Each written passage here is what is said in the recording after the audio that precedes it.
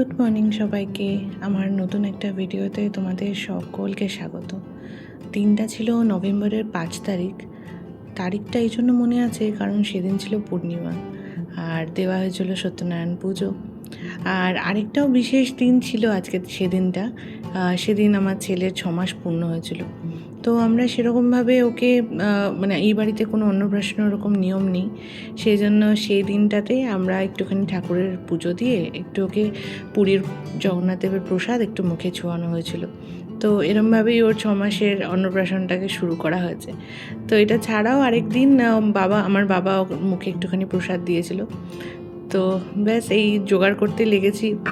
আমি এর আগে কোনোদিনও সত্যনারায়ণ পুজো দেইনি। তো ঠাকুরমশাইকে জিজ্ঞেস করেছিলাম কি কি করতে হয়। তো ঠাকুরমশাই যেরকমভাবে বলেছিলেন ওরমভাবেই পুজোটাকে চেষ্টা করেছি সব কিছু ঠিক করার। তো যেখানে ঠাকুর বসবেন, মানে সত্যনারায়ণ তো তোমরা সবাই জানো নারায়ণশিলা বসে।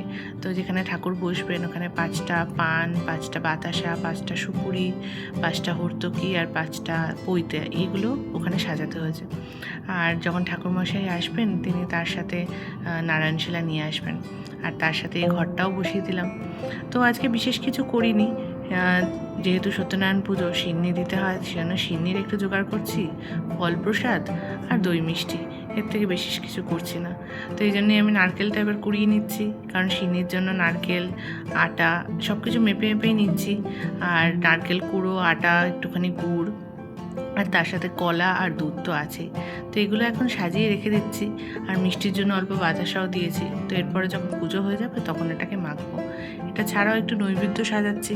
নৈবেদ্যটা তো তোমরা জানোই যে যতগুলো আর কি সংখ্যায় থাকে ওগুলো সব বেজোড় সংখ্যা থাকে, তো সেটাই বেজোড় সংখ্যায় নৈবেদ্যটাকে সাজিয়ে রেখেছি। আর কিছু ফলও কেটে নিচ্ছি, কারণ নৈবেদ্যতে ফল দিতে হবে। এই কাজগুলো আমার করতে খুবই ভালো লাগে, কারণ এর আগে যখন মা বেঁচেছিল তখন মা রান্নার কাজটা দেখতো আর আমি ঠাকুরের এই দিকটা দেখতাম, পুরোটাই সামলাতাম। তো আমাদের বাড়িতে ওরকম বিশেষ বড় করে পুজো হতো না, শুধু যেরকম লক্ষ্মী পুজো আর সরস্বতী পুজো হয়। সরস্বতী পুজো হতো কারণ বাড়িতে মার স্কুল ছিল, তো এই কারণে সরস্বতী পুজো হতো। তো সব কিছু পুজোর জোগাড় আমিই করতাম। বেশ 5 রকমের ফল দিলাম, একটু কলা, লাল আঙ্গুর, আপেল, মুসম্বি আর বেদানা। আর সেই ফল থেকে একটু একটু ছোটো ছোটো টুকরো নৈবেদ্যতে দিয়ে দিলাম, আর অল্প কাঁচা দুধ দিয়ে দিলাম। ব্যাস এটাই, একটু বেলপাতা ছেড়ে ছেড়ে দিলাম।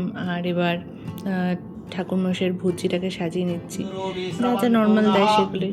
তো এই দেখো ঠাকুরমশাই এসে গেছেন আর পুজোও শুরু হয়ে গেছে।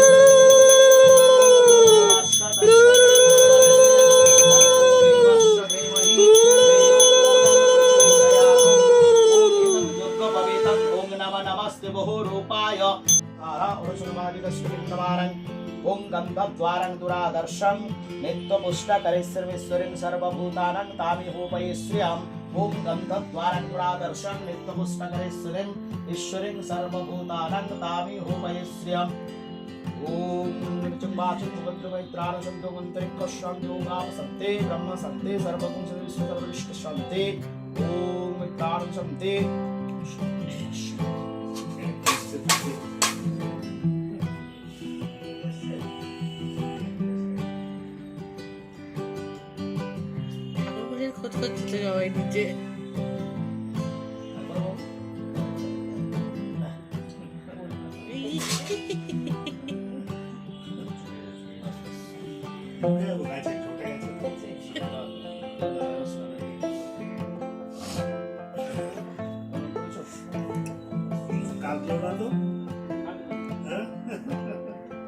সত্যনারায়ণ কাঁদবেও কেন? সত্যনারায়ণ ঠাকুরের বাবা। 17 তারিখ। কখন আসবে কার্তিক পুজোয়? 4টে। সে তো আমি ফোনে বলে দেবো। আমার জোগাড়টা প্লিজ তোমরা কিছু মাইন্ড করো না, জোগাড়টা আমিই দিচ্ছিলাম, কারণ আমি ভিডিওটা ধরে ঠাকুরমশাই বললেন জোগাড় দিতে, তাই জন্য ভিডিও করতে করতে জোগাড়টা দিচ্ছিলাম।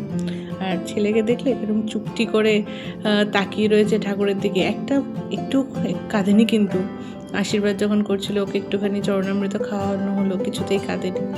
যাক, ওরও ভালোই লেগেছে। পুজো টুজো হলে বাড়িতে ভালোই লাগে, আর বড় ঠাকুরের পুজো বলে কথা, কাঁদবে কেন। তো এবার সিডনিটা মাখার জন্য এসেছি, কারণ সবাইকে একটু ফল প্রসাদ দিতে হবে। তো তোমরা সবাই অল্প আধটু সিন্নি মাখতে পারো জানি, তো আমিও প্রথমবারই সিন্নি মাখলাম। আর হাতটা দেখেছো, সেই শাঁখা পলাটা আগের দিন যে কিনেছিলাম শাঁখা পলাটা পরে নিয়েছি। শাঁখা পলা ছাড়া ঠিক পুজোর কাজ ভালো লাগে না, তাই না?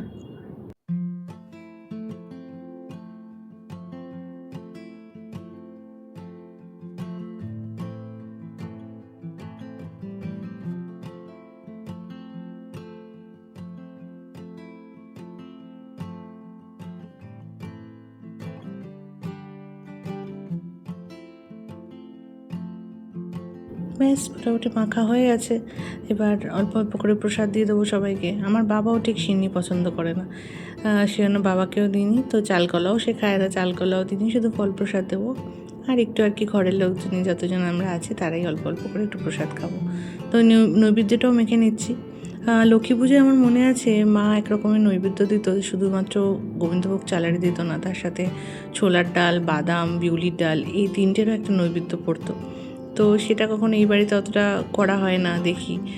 তো ঠিক আছে, এই বাড়ির যা নিয়ম সেগুলোকেই আমরা ফলো করি, সেটাই মানে যেরকমভাবে ঠাকুমা করে এসছে সেটাই করি আমরা।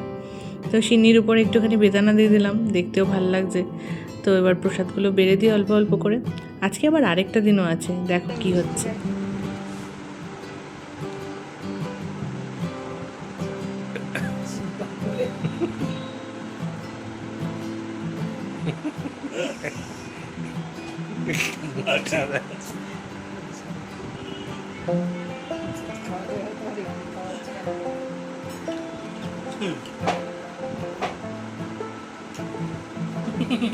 দিয়ে চাপছে।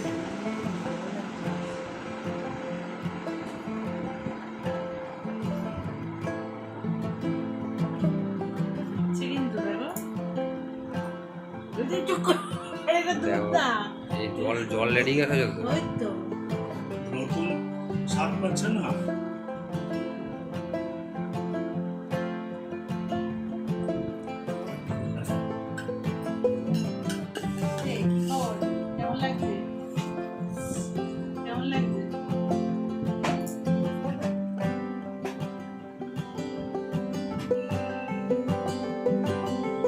বেশি দিও না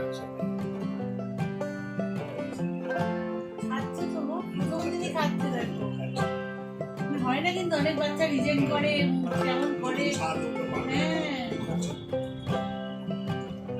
ভালো ছেলে তো, ভালো খুব ভালো, খুব ভালো। প্রথমবার জলও প্রথমবার খাচ্ছে। জলটা কি জল দিলে? Boiled water.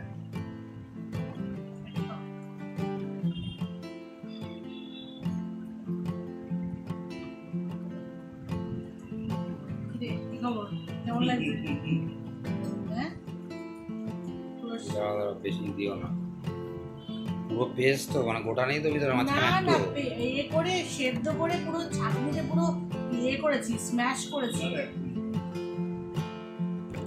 তো আজকে ছিল ছেলের পুরোপুরি 6 মাস কমপ্লিট হলো। তো ও 4 মাস অবধি পুরোপুরি মানে দুধের উপরে ছিল, ব্রেস্ট মিল্ক খেত। 4 মাসের পর থেকে একটু একটু ফর্মুলা শুরু করেছি, কারণ আমি তো অফিস জয়েন করেছি, তো একদমই পুরোপুরি ব্রেস্ট ফিড করানো সম্ভব ছিল না। সেই জন্য ও একটু একটু ফর্মুলাও খেত, তার সাথে ব্রেস্ট ফিডও করতো। আর একদম 6 মাসের মাথায় ওর সলিড শুরু করেছি। সলিডে আমরা সকালবেলা মানে প্রথমবার ওকে গাজর সেদ্ধ দিয়েছিলাম। আমি কোথাও একটা পড়েছিলাম যে সবজি দিয়ে যদি সলিড শুরু করা হয় জার্নিটা, তাহলে বাচ্চারা পরবর্তীকালেও সবজিটা অনেকটা ভালোই খায়। তো আমি ওর বাবা দুজনেই সবজি খুব ভালোবাসি খেতে, সেজন্য ছেলেও একটু সবজি দিয়েই শুরু করুক। ব্যাস এইটুকুনি শান্তি যে মুখ থেকে বের করে ঢুকছিল না, যতটুকুই ওকে দিচ্ছিলাম ও কিন্তু খাচ্ছিল। ইভেন সন্ধেবেলাও আরেকবার ওকে একটুখানি সেদ্ধ কিছু দেওয়ার চেষ্টা করেছিলাম। তো এইবারটা আপেল সেদ্ধ দিয়েছিলাম, তখন সময়টা ছিল বিকালবেলাও, ঘুম থেকে উঠেছিল, তারপরে ওকে একটুখানি আপেল দেওয়া হয়েছে। ভিডিওটা তাহলে এখানেই শেষ করছি, ওকে একটুখানি খাইয়ে নিই। তো আমাকে অবশ্যই জানিও আমার ভিডিওস তোমাদের কেমন লাগছে। যদি ভালো লাগে প্লিজ চ্যানেলটাকে সাবস্ক্রাইব করে একটা লাইক করে দিও। বাই।